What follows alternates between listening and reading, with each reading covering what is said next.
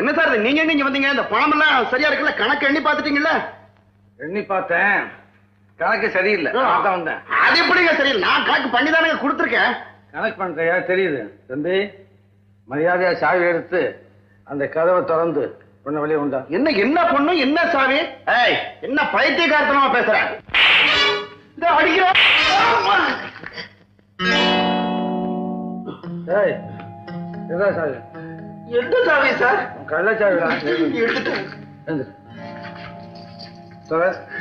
எதுக்கு சார் திறக்கணும்? ஏன் சார் சொல்றீங்க இப்படி எல்லாம்?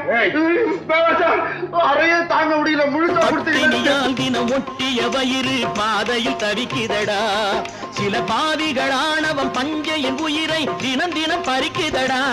மாறினால் மாறட்டும், இல்லையே மாற்றுவோம்.